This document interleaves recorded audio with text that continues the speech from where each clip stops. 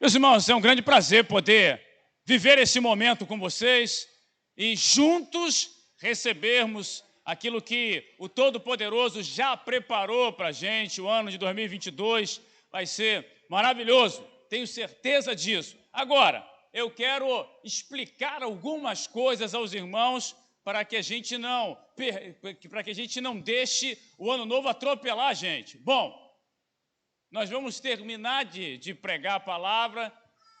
Assim que terminar a mensagem, nós vamos então nos prostrar, orar ao Senhor de joelhos, agradecer a Deus pela oportunidade de receber esse ano novo. Ato seguinte, sabe? Terminou, a gente vai lá para a escada. Cada um pega um balão branco daquele que está lá atrás, ó. E aí você vai pegar o balão e você vai para a escada com cuidado. A escada está molhada, não é? Você mais jovem, você desce e fica nos degraus inferiores. Você que já tem mais idade que nem eu, você fica mais para cima, para se preservar. Vai com cuidado. E qual é a ideia da coisa? Aqueles balões, cada um deles tem uma mensagem. É de gás hélio, então quando você soltar ele vai embora.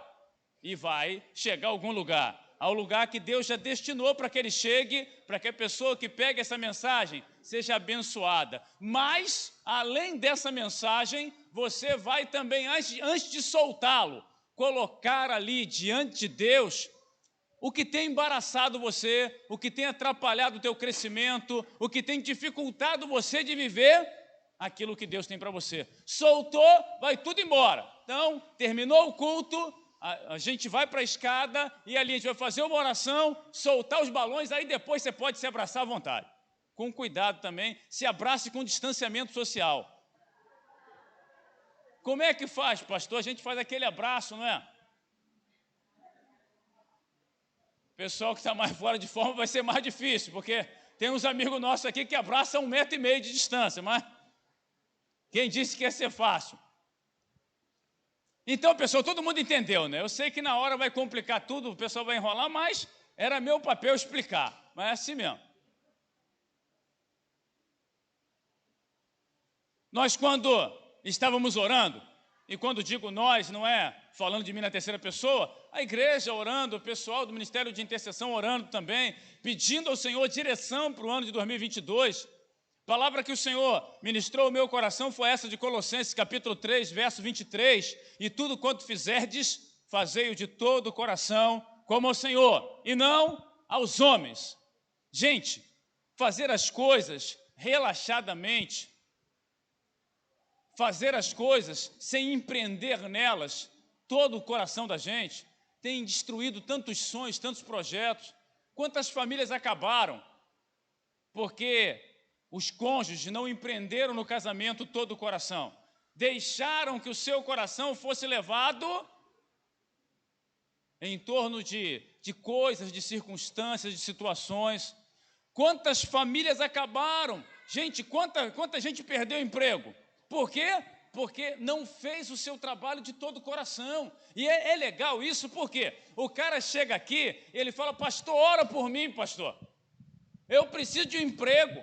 Eu tenho que trabalhar. A Bíblia diz que eu tenho que ganhar o pão com o suor do rosto. Fala, maravilha, meu irmão, vamos orar então. Aí você começa a orar pelo abençoado e o abençoado arruma um emprego.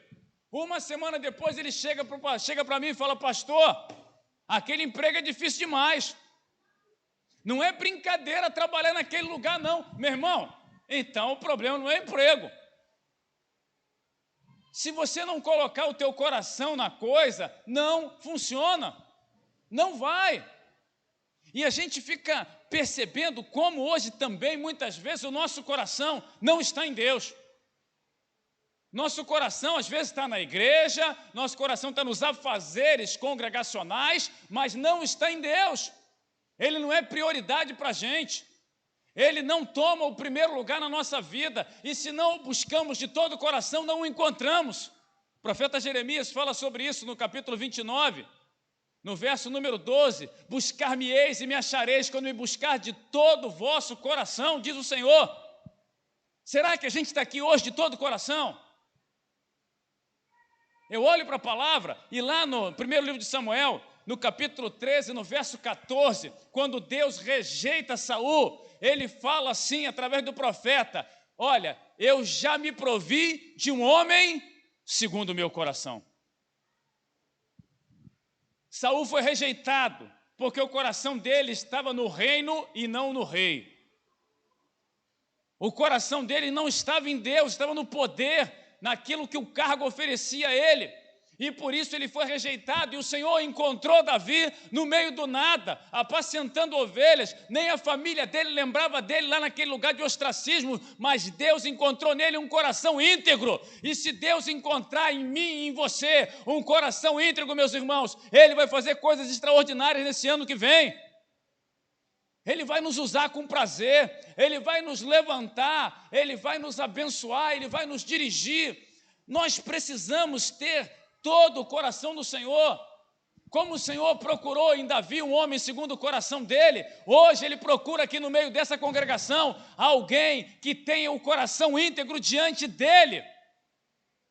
Será que a gente pode dizer para o Senhor agora: Senhor, pode parar de procurar, porque o Senhor já me achou, todo o meu coração é Teu? Onde está o teu coração? A palavra fala que onde estiver o teu coração, ali estará o teu tesouro. E nós temos permitido hoje que o nosso coração seja levado pelo consumo. Poxa, se eu tivesse isso, eu seria feliz. É o maior engano que existe, gente. O cara compra um carro novo, sente aquele cheiro. Eu queria entender que negócio é esse de cheiro de carro novo, que eu não sei como é que é, mas o cara compra um carro novo e fala: olha o cheiro de carro novo. No dia seguinte, acabou. O cara vai lá, ano novo, vou comprar um telefone novo, ele compra um iPhone 38. E na semana seguinte já não tem novidade para ele. Por quê? Gente, coisas não satisfazem o coração do homem. A alma do homem clama por Deus. E infelizmente hoje a nossa sociedade, ela quer nos convencer de que buscar a Deus é fanatismo. Eu estava falando com uma pessoa essa semana, e o cara: pastor, esse negócio de romper o dia 31 na igreja é fanatismo. Eu quero estar com a minha família. O cara nunca passa com a família dele. Sempre que pode, foge de casa. E quando chega dia 31, ele quer ficar em casa. Sabe por quê? Porque o coração não está em Deus. É o que acontecia com Saul. Saul era excelente, era maravilhoso, mas o coração dele não estava em Deus, e Deus o rejeitou. Tem acontecido no nosso meio, gente. Quantos ministérios hoje que perderam esse coração nas mãos do Senhor íntegro? Quantas pessoas que podiam ser, sabe, tão usadas, tão abençoadas, tão abençoadoras, e estão escondidas porque permitiram que sonhos que não vêm de Deus dominassem seu coração. Em nome de Jesus, eu quero partilhar contigo hoje algo que o Senhor falou comigo acerca da direção para que o nosso coração torne a estar nas mãos dEle inteiramente. Abra, por favor, a sua Bíblia aí, no segundo livro de Crônicas. Segundo livro de Crônicas, capítulo número 15.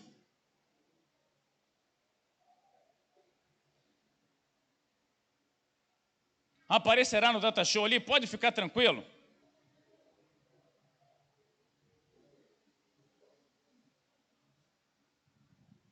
A partir do verso 1.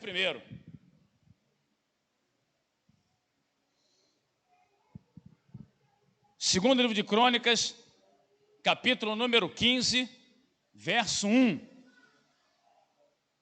Acompanhe comigo, por favor.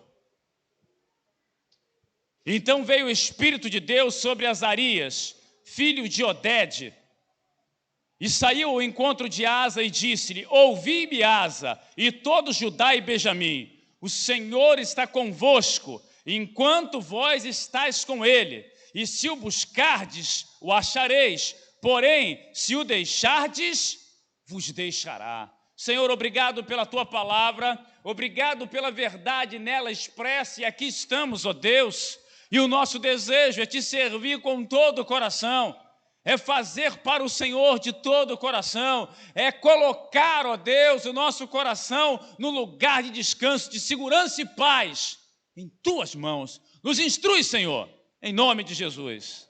Amém. Meus irmãos, a gente Olhando para o texto, nós vamos encontrar o rei Asa. O rei Asa, ele assume o reino e reina por 41 anos. Ele é o terceiro rei que mais tempo reinou. E quando ele assume o reino, o pai dele havia feito um monte de confusão. O pai dele pegou e estragou bem o reino. E quando ele assume, ele toma atitudes para restaurar no meio do povo de Deus, o Deus de todo o povo. Ele traz Deus de volta ao centro de todas as coisas. E para que a gente tenha um coração nele, ele tem que voltar ao centro de tudo. Tudo tem que girar e gravitar em torno dele. O problema é que Deus tem se tornado um apêndice da nossa vida, e não o centro dela, e não a essência dela. E quando Deus é um apêndice, quando Ele é mais alguma coisa na nossa vida, o vazio, a tristeza, o abatimento, a dor e a derrota caminham lado a lado com a gente. Na noite de hoje, nós somos encorajados a trazer o Senhor de volta, a fazer como fez o rei Asa, a colocar o Senhor no centro de todas as coisas. E para que isso aconteça, a gente precisa buscá-lo, gente. Busque ao Senhor. O verso 2, o profeta, ele se levanta no versículo número 1, e esse profeta chamado Azarias, ele se põe de pé, e ele chama o rei e fala ao rei: ouve-me, Asa, e todo Judá e Benjamim, o Senhor está convosco, enquanto estás com ele, e se o buscardes, o achareis. Porém, se o deixardes, vos deixará. Deus está mostrando para a gente que a grande questão é que Deus está conosco, enquanto o buscamos. O rei Asa, ele tem ali aquele momento de dúvida, de incerteza, porque aqueles que estavam em volta dele começavam a ameaçá-lo, e ele entende pelo profeta que o caminho para ser bem-sucedido era buscar ao Senhor, e buscá-lo de modo determinado. Nós vimos, gente, como o que aconteceu com Sansão. Sansão nem sequer percebia que o Senhor já não era com ele, de tão longe que estava o coração dele de Deus. E Asa, ele avisado pelo profeta, ele entende que tem que buscar o Senhor, porque enquanto ele buscar ao Senhor, Deus estará com ele. Eu vejo as pessoas especulando muito: pastor, o crente perde a salvação, eu não sei. Gente, enquanto você buscar a Deus, Deus está com você, você não vai ter dúvida de nada nunca. Mas se Deus não é o centro da vida da gente, pessoal, é porque está faltando essência, está faltando tudo. Esse é um tempo de gente que desiste de tudo. As pessoas desistem dos sonhos. O cara começa uma faculdade e ele para no meio. E aí ele começa outra, e estuda mais um período, ele vai para a terceira, e ele vai desistindo de tudo. Gente, não dá para desistir. Nós não somos daqueles que retrocedem para a perdição, mas daqueles que avançam para a conservação da alma. A gente termina o que começa. Mas para que isso aconteça, pessoal, tem que buscar Deus. Por que as coisas são tão difíceis? Porque Ele não está em primeiro lugar. Eu fico olhando como a gente se importa com as coisas. Hoje de manhã, estava olhando ali a ponte Rio-Niterói. De manhã cedo, 6 e pouca da manhã, que eu acordei cedo, a ponte estava demorando 45 minutos para atravessar a ponte. E por curiosidade, eu falei: vamos dar uma olhada. Como é que está o GPS para a região dos lagos? Para Cabo Frio estava dando 3h20, 6 e pouca da manhã. E você olhava e as pessoas estavam felizes porque sabiam para onde estavam indo. Sabe por que qualquer dificuldade derruba a gente? Sabe por que qualquer crise faz a gente sair da igreja? Desistir do casamento? Desistir do projeto de vida? Porque, infelizmente, a gente não sabe para onde está indo. E eu quero chamar a tua atenção: se Cristo é teu Senhor, o teu destino é o céu. Você está caminhando para a vida eterna. Você está prosseguindo para o alvo. Você vai chegar nas mansões celestiais, onde as ruas são de ouro. É o teu destino, meu irmão. Por isso, não desanime, não desista. Não deixe os outros desanimar você, não. Sabe, você para conversar com um sujeito e hoje parece que quanto pior, melhor. Você fala com um cara: meu irmão, olha, eu estou com uma dor de cabeça. O cara fala: rapaz, você não sabe de nada, estou com enxaqueca terrível. O cara tem que estar pior que você. Não deixe as pessoas te desanimarem, meu irmão. Saiba para onde você tem ido. Busque ao Senhor. Quem quer colocar todo o coração nas mãos de Deus, precisa buscá-lo. Porque enquanto nós o buscarmos, o acharemos. Enquanto estivermos com Ele, Ele estará conosco. É o que o rei escuta do profeta. E o texto continua, quando chega lá no versículo número 8. Olha o verso 8 aí. Verso 8 fala assim: ouvindo, pois, Asa estas palavras e a profecia do profeta Odede, cobrou ânimo e tirou as abominações de toda a terra de Judá e de Benjamim, como também das cidades que tomara nas montanhas de Efraim, e renovou o altar do Senhor que estava diante do pórtico do Senhor. Gente, se a gente quer viver de todo o coração, precisa santificar a vida. Talvez essa seja a palavra menos praticada hoje no meio da igreja: santificação. Quando o profeta termina de falar, Asa sabe o que tem que fazer. Eu vou romper com tudo aquilo que meu pai fez e desviou a presença do Senhor do meio do povo. Eu vou restaurar o altar, porque o altar é o lugar da manifestação do Deus do meu pai. Eu vou preparar esse lugar para que toda abominação saia e a bênção do Senhor volte sobre esse país, sobre esta terra. Isso é santificação, gente. Asa, ele compreende que ele não podia ser como todo mundo. Sabe, quando você era pequeno e a sua mãe falava para você: ah, mãe, mas todo mundo vai. E a sua mãe dizia o que para você? Você não é todo mundo. Não é isso que você ouvia? Não é isso que você fala para o seu filho hoje? Então é assim também, gente. Santificação faz com que eu e você percebamos que nós não somos iguais a todo mundo. Se o meu coração está inteiro, íntegro nas mãos do Senhor, aquilo que todo mundo quer, para mim nada vale. Você está percebendo a diferença? Se você olha para o cara que não tem Deus e vê que os seus projetos estão absolutamente alinhados com os dele, é sinal de que você também já não tem o Senhor, de que Ele já não está na tua vida. E é por isso que tanta gente sofre hoje, porque o cara continua indo aos cultos, o cara continua entregando o dízimo dele, porque a gente adora entregar dízimo. O cara, se falar de dinheiro aqui, começar a chorar e mostrar o conto de luz, enche essa casa de dinheiro. A gente faz as coisas, mas o coração não está nele, ele já em nós não está. Por isso, nessa noite, Deus fala com a gente acerca de santificação. É preciso que nós nos santifiquemos, gente.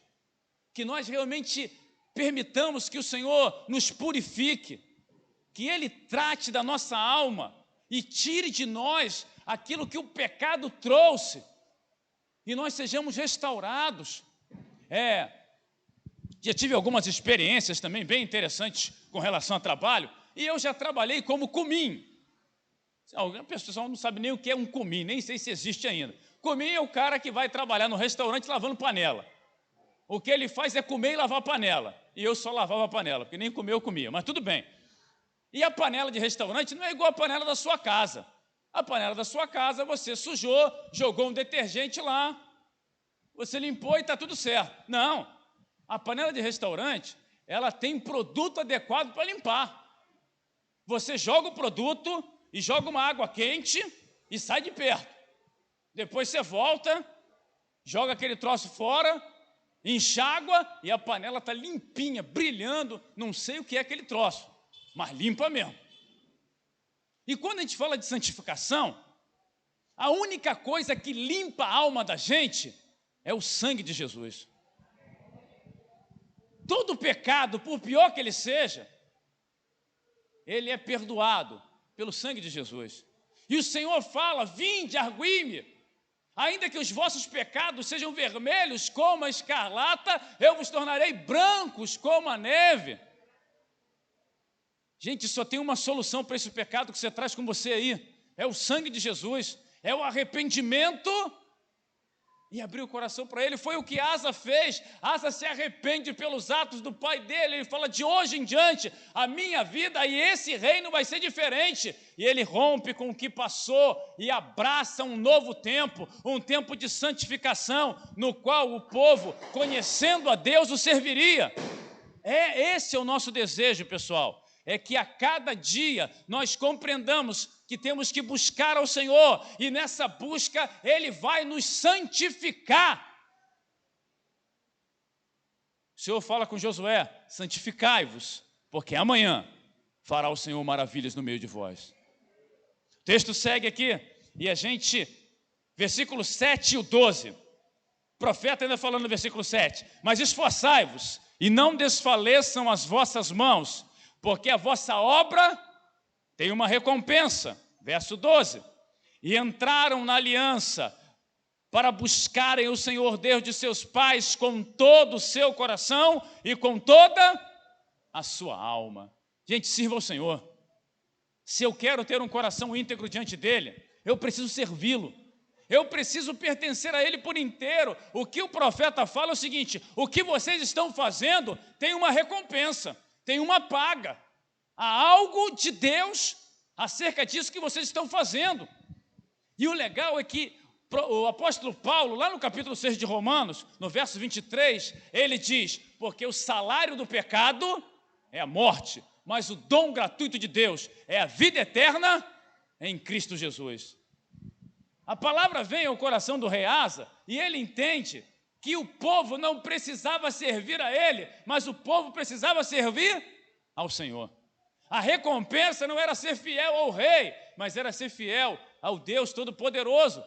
E às vezes a gente não se dá conta de que quando nós entramos numa aliança com o Senhor, quando a gente toma a atitude de se aliançar com Ele, a vida da gente ganha outra dimensão.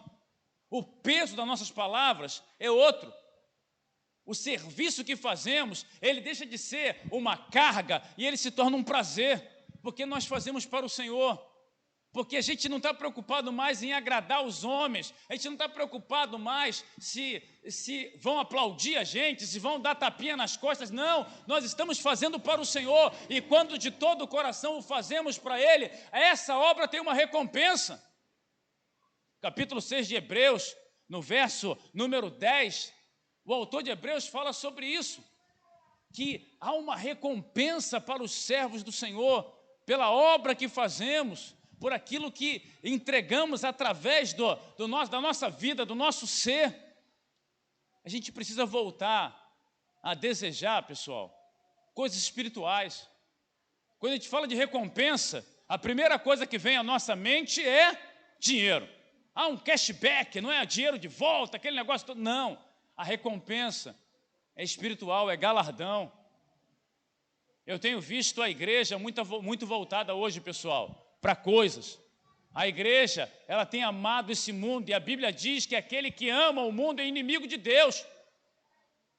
A gente está muito voltado para, de alguma forma, o poder dessa geração, e estamos abrindo mão do poder do Evangelho. O rei Asa, ele compreendeu que o serviço que ele prestava ao Senhor tinha uma recompensa, tinha uma paga, que Deus estava cuidando de tudo enquanto ele cuidava das coisas do Senhor. É assim, meu irmão.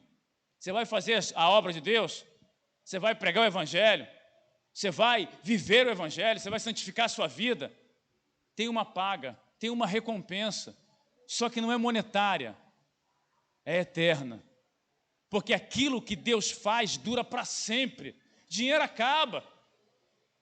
Quanta gente perde dinheiro aí e fica louco, quer se matar. Dinheiro vem e vai, mas os valores da eternidade, eles permanecem para todo sempre. Qual o nosso problema? A gente quer uma recompensa imediata, não é? Por que o sexo é tão atraente para tanta gente? Porque é recompensa imediata. Não vou me guardar para o casamento para quê? Eu quero aproveitar a vida. Meu irmão, esse processo de recompensa imediata é o que tem levado muitas pessoas a uma vida absolutamente vazia, desprovida de sentido. Porque a recompensa que vem de Deus, ela é eterna e no tempo certo. E hoje, eu lembro de quando eu era contínuo, Eu comecei a trabalhar como contínuo, e eu cheguei lá e era o contínuo mais novo. O pior lugar que tinha, me mandavam ir. E no lugar de fazer como os outros, ficar reclamando, eu ia sem reclamar e resolvia rápido. Eu dava meu jeito.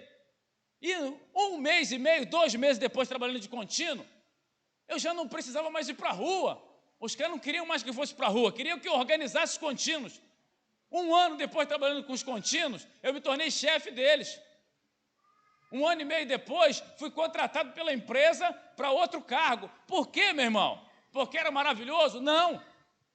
Porque eu fazia as coisas entendendo que eu não precisava de recompensa imediata. Eu não queria dar um jeitinho. Eu queria fazer para durar. É isso, gente. A gente olha para as pessoas hoje e elas não querem resolver problemas. Elas querem quebrar um galho.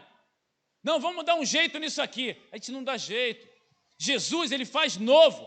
Portanto, se você está aqui hoje e de repente teu casamento não está bem, o Senhor não vai quebrar o galho do teu casamento, não. Ele vai te dar um novo casamento com a mesma pessoa, mas com um coração diferente.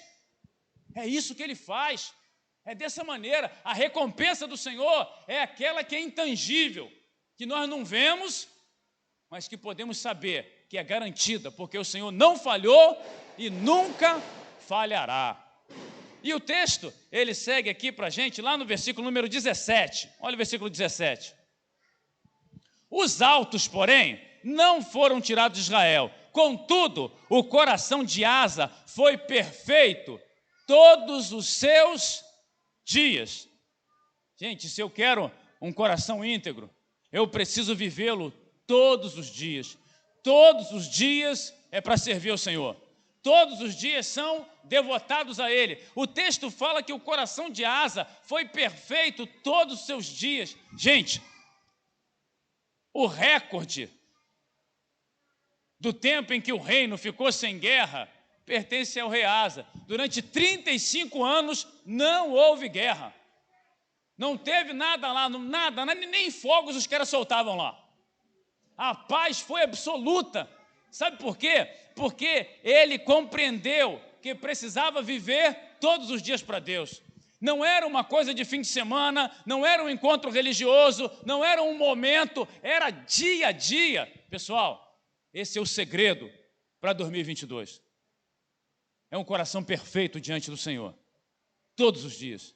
Todo dia. Está chovendo, meu coração está na mão de Deus. Está sol, meu coração está na mão de Deus. Está tudo bem, meu coração está na mão de Deus. Está tudo ruim, meu coração está na mão de Deus. Deu tudo certo, louvado seja o Senhor, meu coração é dele. Estou desempregado, meu coração é dele. Estou duro, meu coração é dele. Estou empregado, meu coração é dele. Deu tudo certo. E eu estou rico, meu coração é dele. É assim, gente. Todo dia. E assim você vai ter paz.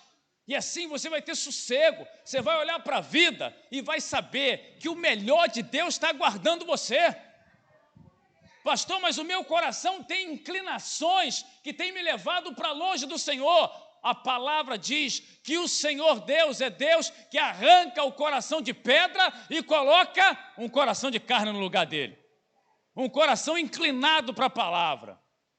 Quando eu olho para a gente aqui hoje, eu tenho 2 certezas. Primeiro, que o sangue de Jesus já foi derramado sobre nós para perdoar o nosso pecado.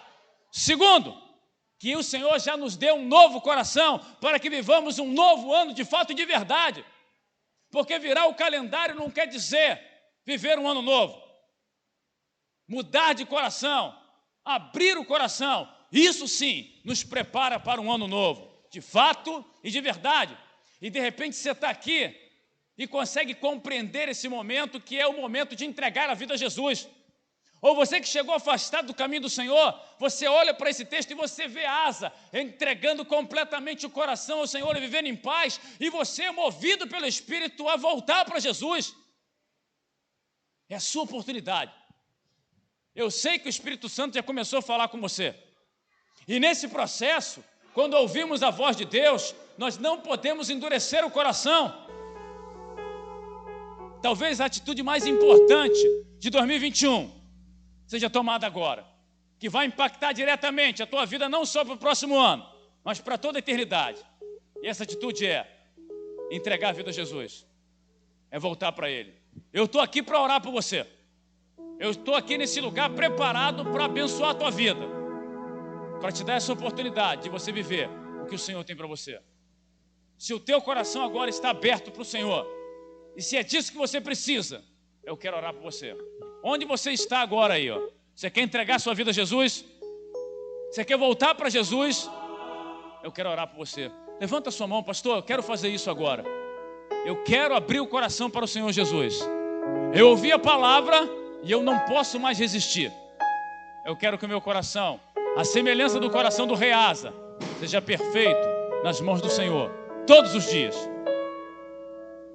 Se você foi tocado, é a sua oportunidade, é o seu momento, é você e o Todo-Poderoso. Onde você estiver, toda a igreja agora está de cabeça baixa. Nós estamos juntos aqui, orando para que nesse momento você possa tomar essa decisão. Mas é só você e o Senhor. Onde você estiver. Há alguém?